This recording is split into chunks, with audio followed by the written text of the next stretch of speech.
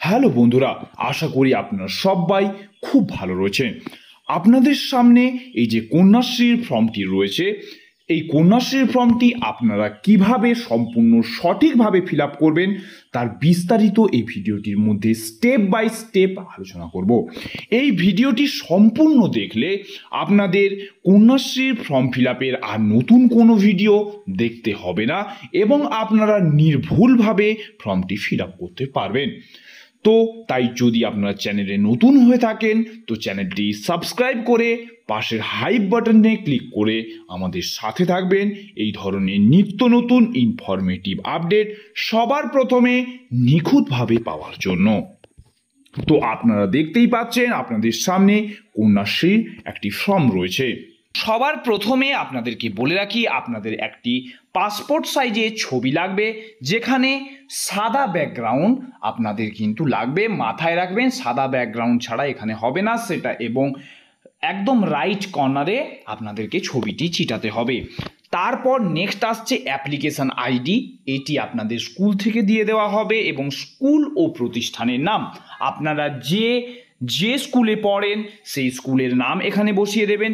Dice কোডও school থেকে দেবে, আপনারা ডাইস কোড সেখানে বসিয়ে দেবেন। ব্লক এবং মিউনিসিপ্যালিটি, তো আপনাদের ওই স্কুলটি যে ব্লকের আন্ডারে পড়ে আপনারা সেই ব্লকটি ওখানে লিখে দেবেন, এবং ডিস্ট্রিক্ট যে ডিস্ট্রিক্টের আন্ডারে স্কুলটি পড়ে সেই ডিস্ট্রিক্টটি আপনারা ওখানে লিখে দেবেন।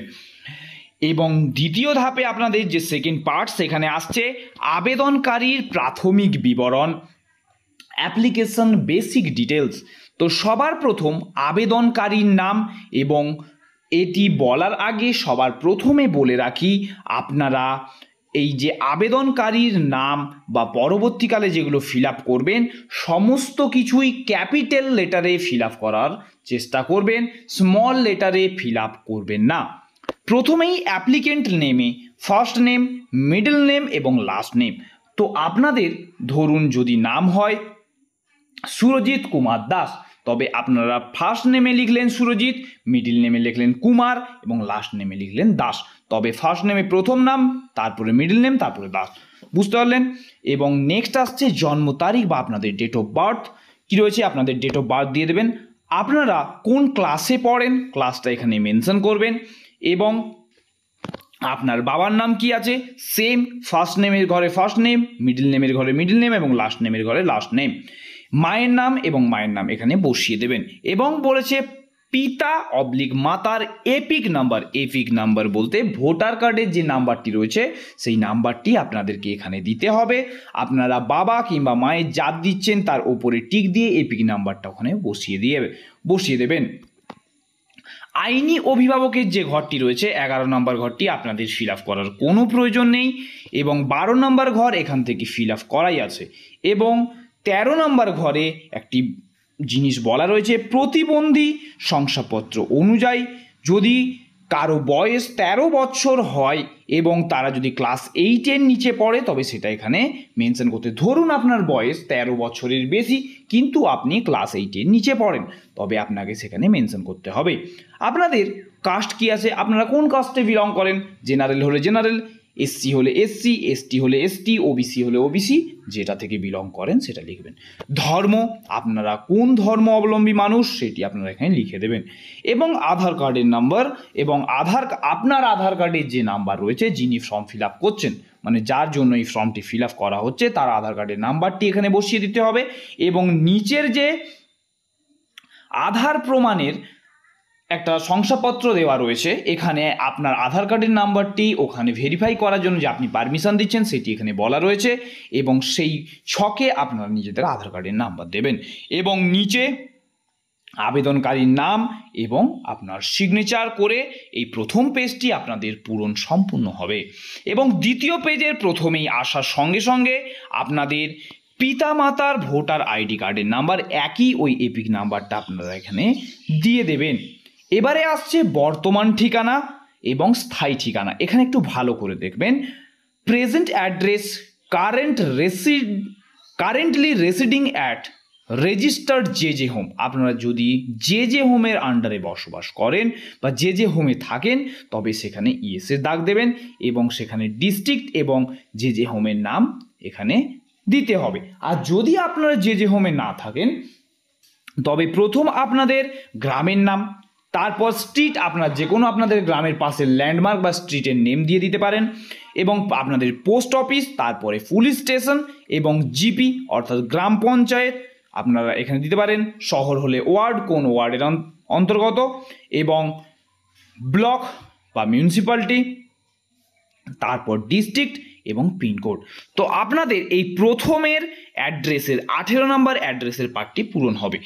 এবং যদি আপনারা যেখানে থাকেন সেটি আপনাদের পার্মানেন্ট অ্যাড্রেস হয় তবে এই ঘরটাই টিক করে দিলেই হয়ে যাবে, যেরকম আমি টিক করেছি, এবং এই যে সেম অ্যাজ প্রেজেন্ট অ্যাড্রেস, তবে ঘরটাই টিক করে দিলেই হয়ে যাবে। যদি ধরুন আপনার বাড়ি এক জায়গায় কিন্তু আপনি কোনো হোস্টেলে থেকে পড়াশোনা করছেন, আপনি কোনো বাইরের থেকে পড়াশোনা করছেন, তখন কিন্তু আপনাদের পার্মানেন্ট অ্যাড্রেসটা আপনাদের কিন্তু ফিল আপ করতে হবে।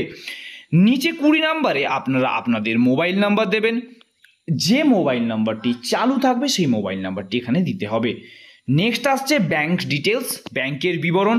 প্রথমেই ব্যাংকের নাম, মানে আপনাদের কোন ব্যাংকে বই আছে, United bank, Punjab bank, state bank, যে ব্যাংকে বই আছে সেই ব্যাংকটির নাম এখানে দিয়ে দেবেন। সেই যে ব্রাঞ্চটি, ওই ব্রাঞ্চটি কোথায় অবস্থিত বা সেই ব্রাঞ্চের শাখাটার নাম কি, তো সেখানে আপনারা লিখে দেবেন। ব্রাঞ্চ অ্যাড্রেস এবং ব্রাঞ্চ অ্যাড্রেসটা কি আছে সেটি লিখে দেবেন। এবং অ্যাকাউন্ট নাম্বার আপনারা খুব ভালোভাবে দেখে শুনে অ্যাকাউন্ট নাম্বারটি লিখবেন, এবং আইএফএসসি কোডটি আপনারা সেখানে ভালো করে লিখে দেবেন। এবং লাস্টে অ্যাপ্লিকেন্ট যিনি আছেন তার সিগনেচার হবে। এবং আমরা চলে যাব থার্ড পেজে, এবং এখানে একটু ভালোভাবে দেখবেন। প্রথমের যে এখানে ঘরগুলি রয়েছে সেখানে আবেদনকারীর অবিবাহিত হওয়ার সাপেক্ষে পিতা মাতা আইনি অভিভাবকের ঘোষণাপত্র। এখানে আপনি যে অবিবাহিত তার এখানে আপনার ঘোষণাপত্র লাগবে, এবং ডেট অফ বার্থ সার্টিফিকেট লাগবে। আপনারা এই দুটোর উপর টিক দেবেন। শিক্ষা প্রতিষ্ঠানের শংসাপত্র এবং থার্ডে টিক দেবেন। যদি প্রতিবন্ধী হন তবে প্রতিবন্ধীতে দেবেন, যদি প্রতিবন্ধী না হন তবে দেবেন না। নেক্সট ভোটার আইডি, যিনি আইনি অভিভাবক থাকবেন, পিতা বা যার আপনারা ভোটার আইডি নাম্বার দিয়েছেন তার ভোটার আইডি কার্ডের জেরক্স আপনাদের সাপোর্টিং ডকুমেন্ট হিসেবে লাগবে। ব্যাংকের পাসবই লাগবে এবং আধার কার্ড লাগবে। এবং এখানে আবেদনকারীর স্বাক্ষর এবং রাইট সাইডে পিতা মাতা বা বাবা মার সিগনেচার ওখানে করতে হবে। এবং নিচের ঘরগুলি আর তোমাদের ফিল আপ করার নয়, এগুলো স্কুল বা শিক্ষা প্রতিষ্ঠান থেকে তোমাদের ফিল আপ করে দেওয়া হবে। তো আজকের মতন এত দূরই, দেখা হচ্ছে নেক্সট কোনো ভিডিওতে। যদি কোনো রকম কোনো কোয়ারি থাকে তো নিচে কমেন্ট করতে ভুলবেন না।